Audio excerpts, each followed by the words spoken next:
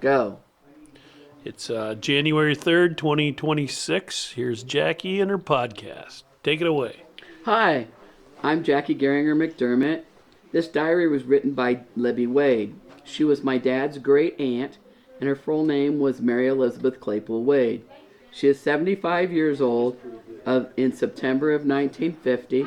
And here's a picture of Lib. She's on the left side, and I'll cut to the picture and tell you who else is in it. She's on the left side, and in the back are her nephew, John T. Claypool, her niece, Louise Claypool Long, and then Otis Claypool, and then my grandma, Bertha Geringer, who's a Claypool also. They're all the children of her brother, Benton Claypool. September 5th, 1950. Cool and sunny. Russell went to work again this morning after his little vacation trip. I cleaned the kitchen and dishes and got dinner. Had fish. Good. After dinner, I saw Marilyn Kay and asked her to come in a minute. I showed her the hot pads I am making and told her she could take her choice. She chose the red ones and I think was quite pleased. Russell Wade is Lib's youngest son, and she lives in his house with him. Here's a picture of Russell or Tyler Wade in the center, and his brother Perky on the left, and his brother Warren or Mike Wade on the right.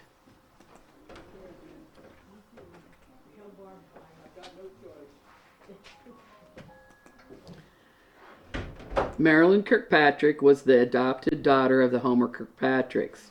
Here's a picture of Marilyn on the left with her brother Larry Kirkpatrick and their neighbor Betty Jo Gilchrist Donahue on the right.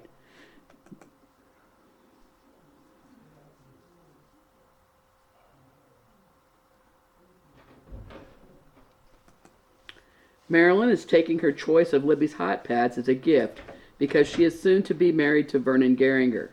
Vernon is the grandson of Lib's friend Tracy Wallace and my dad's first cousin.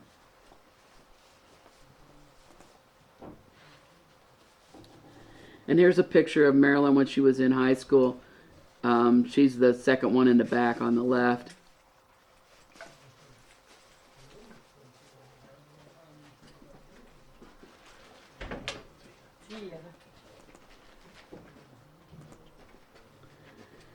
Stella came from church. She said they had a nice dinner. Alba Humphrey stopped in too. She had been down to Mary Regseger's. Said she would have been out cutting weeds. I wonder why anyone would do so. Stella Wallace was Lib's widowed neighbor and the mother of Lena, who was married to Lib's second son, Warren or Mike Wade. Alba Humphrey, and this is her picture, was an old friend of Lib's from the Green Valley or Champion Hill neighborhood, who was the mother of my 7th grade English teacher, Edith Humphrey, and her siblings. Their friend Mary Regseger lives on further east on Oak Street, and she has been very, very ill recently, but is getting back into better shape. And Mary's in this picture. She's on the back on the right-hand side with her husband Fred.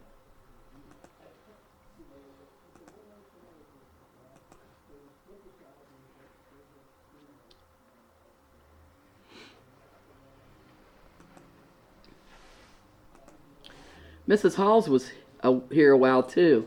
I sent Mary a fish. Mrs. Bolts was here too.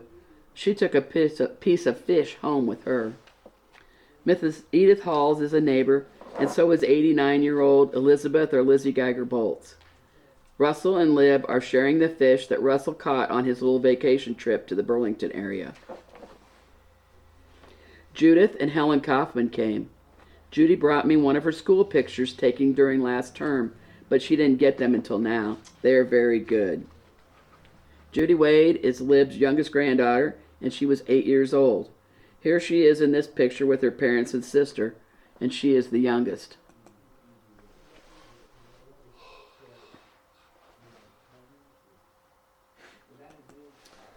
Helen Kaufman was Judy's friend, who it so happens will soon be moving to the house across the street from Lib, where Mr. and Mrs. Wilbur Carson resided in 1950.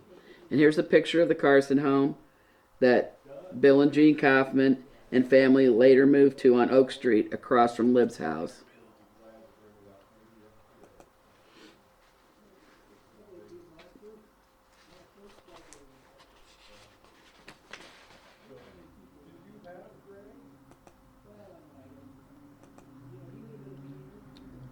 Mary Newhouse was here too this p.m. She ate dinner at the church and then visited John and Lucy Whitmore. This is a picture of Mary Newhouse with her parents, Mr. and Mrs. Andrew Kelly, and other family members. She's in the middle in the back.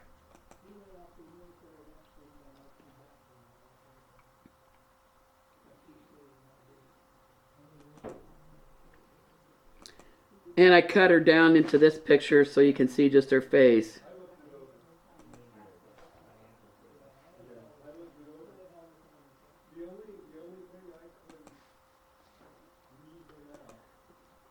And the next picture is Lucy Whitmore when she was going to visit the person excuse me.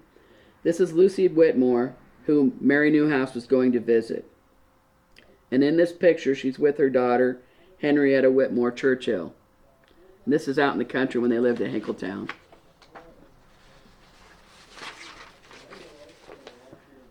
Henrietta Churchill was Joanne Harris's mother.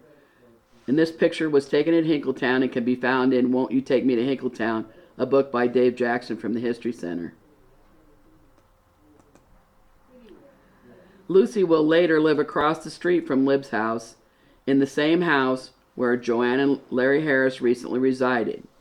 And here's a picture of that house, which we called Churchill's house, and recently has been Larry and Joanne's.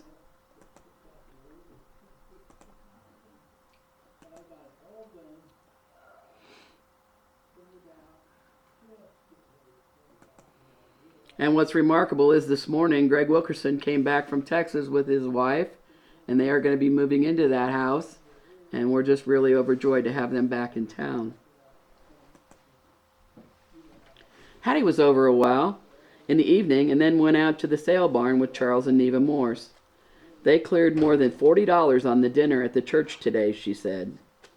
Hattie Newberry Killian is Lib's neighbor from over on Boland Avenue. Her friends Charles and Neva Morse are affiliated with the sale barn south of town, so Hattie went with them. Russell went out to Liesl Greenlee's for the home lumber company. Something about roofing, I think. Mildred stopped for Russell, but he was gone. He came back and is uptown. I wrote to Dale. And here's a picture of Liesl Greenlee.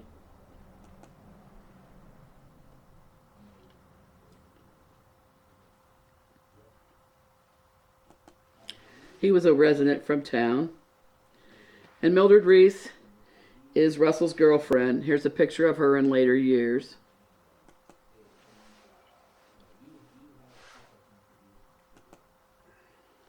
And the Dale that she's writing to is Dale Bishop, who was a neighbor kid who grew up and went to the service, and Lib likes to write letters to him.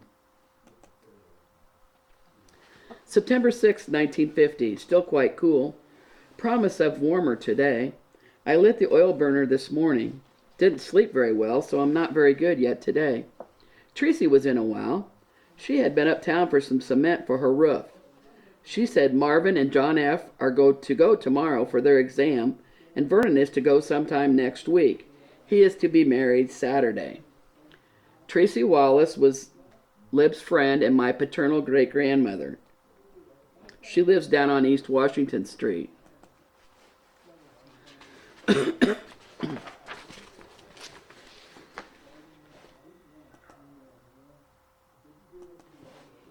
Marvin Geringer is my dad's brother, who is just older than him. And here's a picture of him when he was older.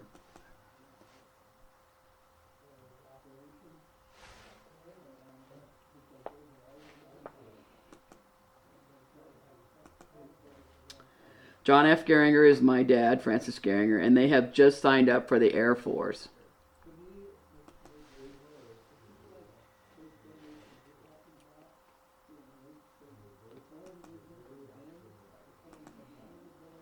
Vernon Geringer is my dad's first cousin.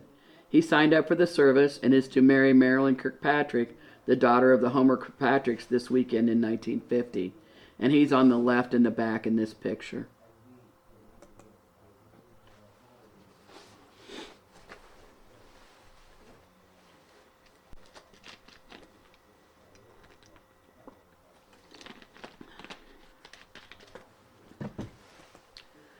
Mrs. Bolts came and ate dinner with us. She enjoys the fish. She brought some tomatoes and a small head of cabbage. Mary R. came up to town with Mrs. Halls. Went to the bank and then down here until 3 o'clock when Mrs. Halls came for her. Mary looks a lot better than when she was here before. Hattie was in today. She expects to go to Iowa City any day now. May have to stay a while. Lib's friend Hattie Killian has been battling cancer and will be going back to the University Hospitals in Iowa City where they may keep her in the hospital. I finished my work, the dishes, and Elsie Miller came. Elsie Miller was a friend from when Lib lived out in the Green Valley area east of town when she taught school years ago and was first married. Elsie was the grandmother of Bob Miller, who was married to Kay Thurman, and Dick Miller, who was married to Bev Harris. Both of these families lived east of town recently. And here's a picture of Elsie Miller.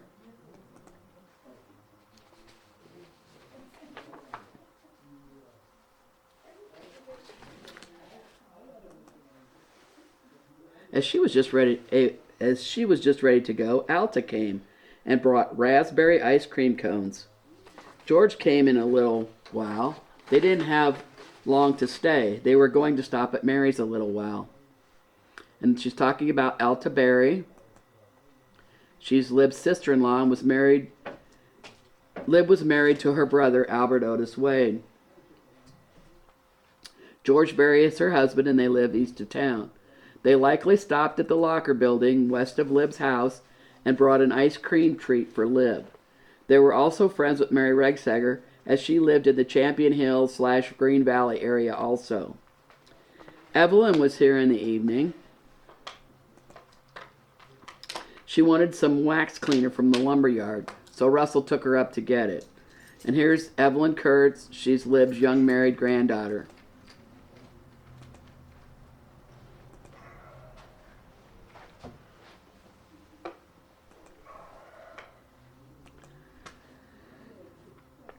There was a lot of discussion about the remark President Truman made about the Marines. He was asked to apologize, which he did. It will not be forgotten, though. Truman had written to a congressman describing the Marines as the Navy's police force with a propaganda machine almost equal to Stalin's. He was intending to emphasize the Marine Corps' vital role in defense, but his remarks were misunderstood. September 7th, 1950. Cool and bright. The temperature was as low as 35 degrees some places in the state early this morning. I got the work done, crocheted a little, mended overalls, prepared dinner. After dinner, Harold and Barbara were here a while. Melva was going to the church to a tea and a flower show. Harold, or Stub Wade, is Lib's youngest grandson who is married to Melva.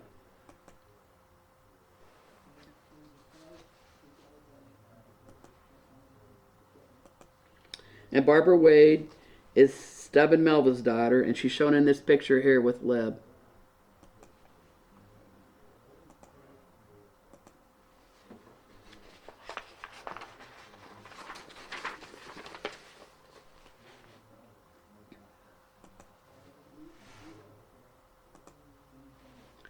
After he had gone, Flossie came.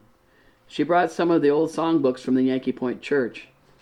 I only wanted one, but there were two kinds, and she brought one of each. Lots of memories came along with them.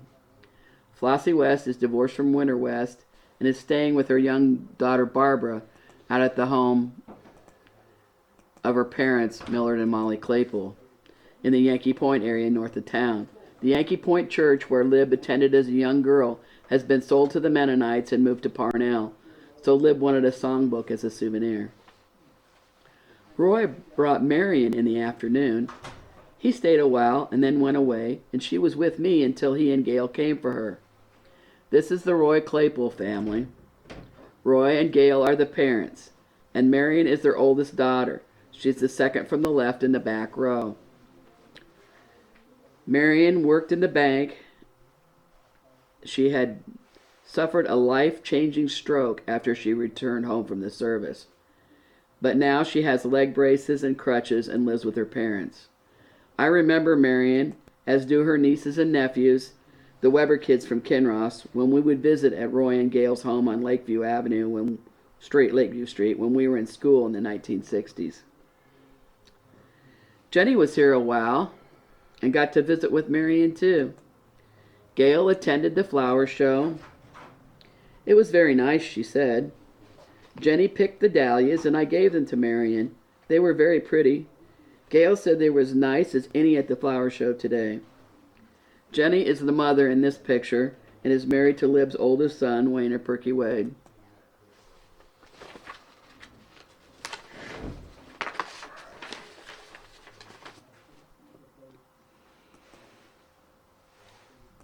Hattie came in the evening, and Hazel and Bobby also came. Bobby has changed a lot in the last few months. The scar is not going to amount much to where the dog bit his face. This picture is from about 4 years later, and this is Hazel Cobb. Hazel Cobb with her father, Wayner Perky Wade, and her grandmother, Lib Wade. Her 3 children are Bobby, Glenna Lee, and Mary Elizabeth Cobb, who Hazel is holding. Mary Elizabeth Cobb was named after Lib.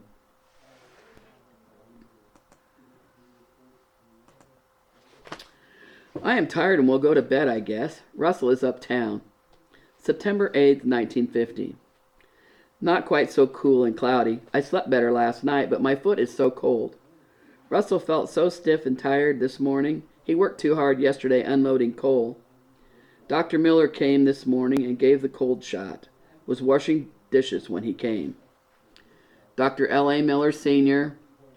was our local doctor for many, many years, and he made a house call to see Lib.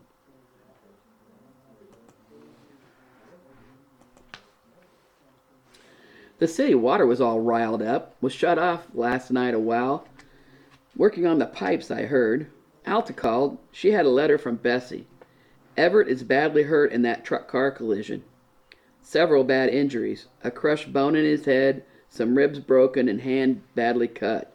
Other injuries, too. I could hear all she said.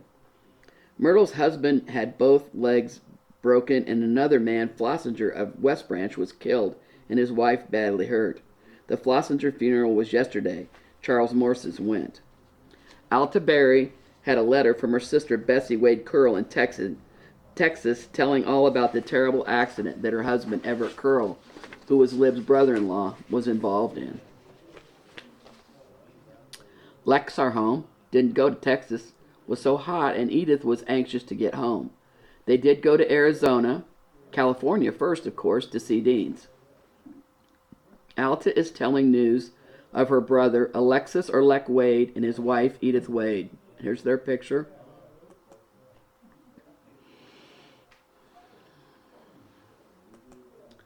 Lec and Edith had been to Arizona and to California to see their son Dean and family, and decided not to go to Texas to see his sister Bessie Curl and family, and his niece, who is Lib's daughter Anna, and her husband Richard Cray, and who lives in Texas with her family.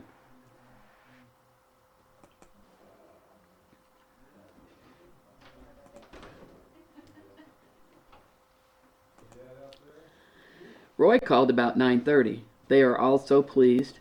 Kathleen's baby was born this morning, a girl in Sigourney Hospital, all fine. Kathleen Sawyer is the daughter of Lib's nephew, Roy Claypool, and his wife, Gail.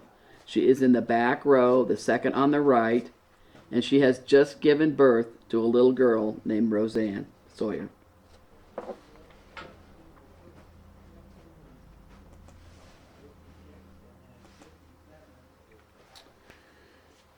Tracy brought us some very nice tomatoes from Mrs. Calvert's. Maud was here this p.m. Mrs. Bolts was here today. Jenny was also here, and Hattie in the evening. I read Anna's letter. Everett is very badly hurt, doubtful about his recovery. Maud Foster Claypool is married to Lib's nephew, Ray Claypool.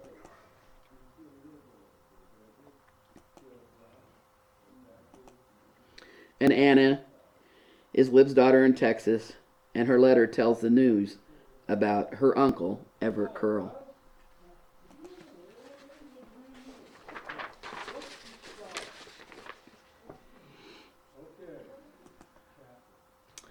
The English Valley's History Center has been operating on Main Street in North English since 2006. The center operates a museum, monthly programming, a community coffee shop, and provides meeting spaces for groups and organizations. These include family and class reunions, celebrations, gatherings, and club meetings. The History Center offers all of its services by donations only. It does not have annual memberships like many other historical organizations and relies largely on private and community donations. It is a 501c3 nonprofit organization and donations are tax deductible. Your support of the History Center would help continue its operations and provide a valuable community asset. Please send donations to the English Valley's History Center, P.O. Box 70, North English, Iowa 52316. And here is a list of programs that will be featured at the History Center in 2026. Can't even say it correctly. 2026. For more information, you could join the English Valley's History Center Facebook page or do a pause on this screen if you're watching on YouTube. And there's the programs.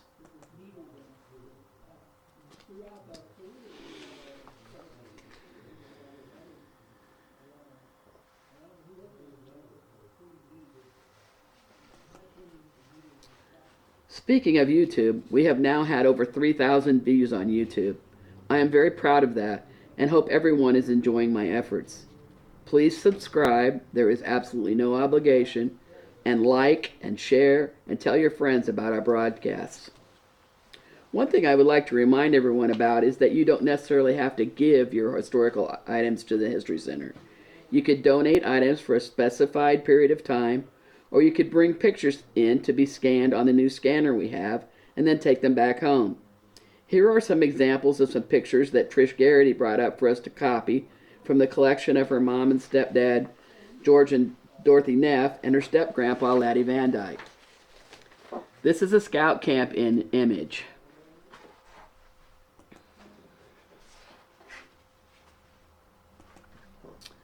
In this picture are Dean Butler, John Evans, Bill Hill, Bob Plank, Bob Blair, Larry Miller, Elsie Butler, Norman or Timer Geiger, Jack Claypool, Bruce Warner, and Norman Warner.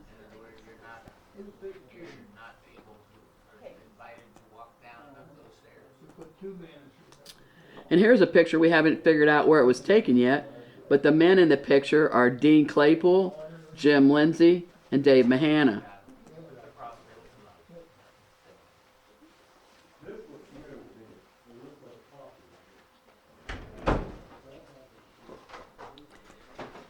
And here is one of Jack and Mary Ross, who ran Mahana Furniture, taken up on Highland Street with a boat and a fancy car. That's my boat.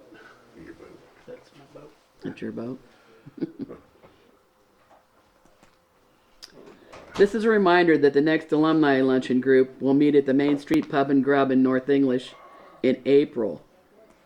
Please contact Linda Holden Carter or Alice Flooring Stramer for reservations when the time approaches. Correspondence. Mark Claypool said, "Jackie, the work and dedication you put forth each week is amazing and inspiring, and it's a pleasure to always listen and watch each week." Sharon Wilhite Hagen said, "Great show." Our sympathies this week to the family of Peggy Vercondi. She was a 1951 graduate of North English High School, and her husband Eldon was a 1952 graduate.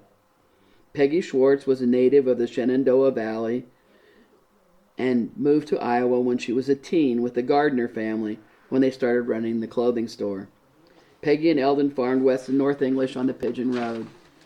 She was an excellent baker, a seamstress, a golfer, loved to garden and can, and was a wonderful party planner. I remember when she and the girls traveled to Hershey, Pennsylvania to pick up chocolate for their annual Christmas baking. As her daughter Nancy said, Peggy encouraged the children to work hard and to take time to do things right. The children all graduated from English Valley's High School. Deborah, Jane, Annette, Susie, Brenda, Nancy, Daniel, and Brian, you are all in my prayers. And here's a picture of Peggy in high school.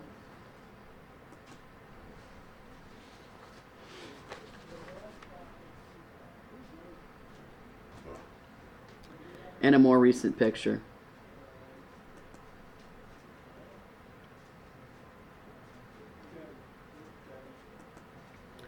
We are also saddened to learn of the passing of Virgil Goodman. He and his wife Betty were regulars for Saturday morning coffee at the History Center for many years. We are interested in learning about historical English Valley's items that you may wish to donate to the History Center. Please contact Dave Jackson, Scott Romine, or any board member to donate. And Alan, we could sign off now. Well, that's a wrap. Good show, Jackie.